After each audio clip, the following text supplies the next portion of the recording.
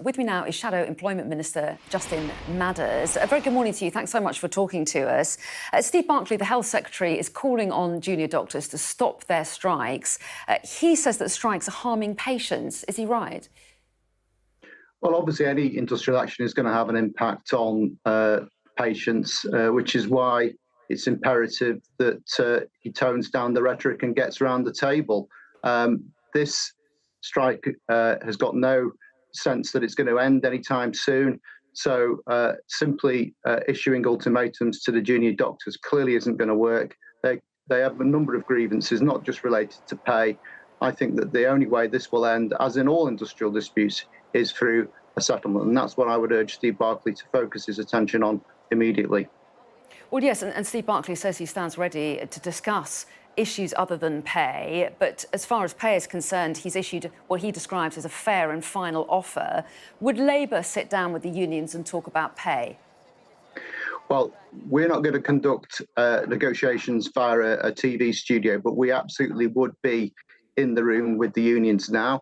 It should be pointed out that when we were in government, we didn't have national strikes of this sort in the NHS because we actually worked with the workforce. We understood and listened to their concerns. It's very clear at the moment that there is no listening or empathy with the concerns that junior doctors are raising. And actually what's going to happen here is that ultimately they will vote with their feet. They will leave the UK. We know that many are already going to Australia. We will have an even more understaffed NHS, which is going to be even worse for patients than the situation we face now. So should we pay them more? Well, look, they've got a long-standing historical pay grievance.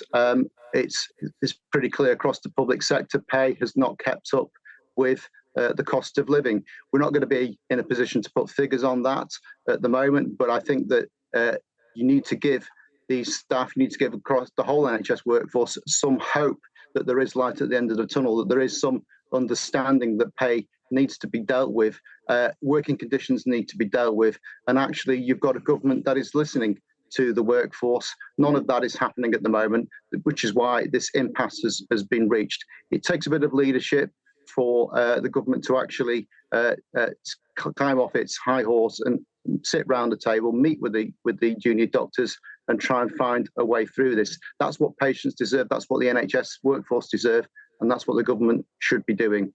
But the government say that it's listening to its independent pay review bodies who've made their recommendations. The government say they're honouring them in full. They've done that for a number of industries, and a number of unions have accepted those offers. So are doctors just expecting too much?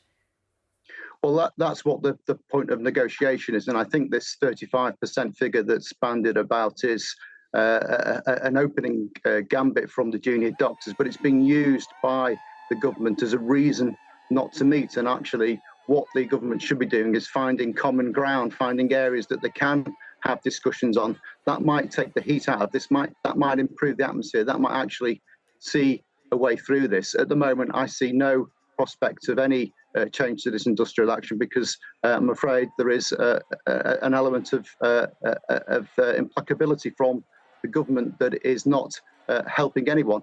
We've got record waiting lists, as you know. That was already a record figure before these strikes started. It's only going to get worse unless the government show a bit of leadership, sit round the table with the junior doctors and find a way through this.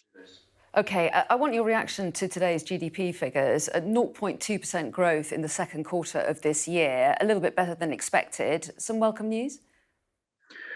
Well, it's heading in the right direction, but I think if the limit of our ambitions is 0.2%, we are selling the British people short. We should bear in mind that the economy still isn't recovered to the size it was prior to COVID, and we're the only economy in the G7 who are still in that position. We've been bumping along the bottom for far too long.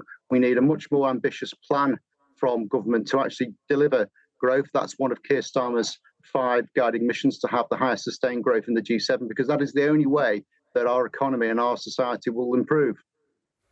OK, well, Justin Madders, we appreciate your time this morning. Thanks very much indeed.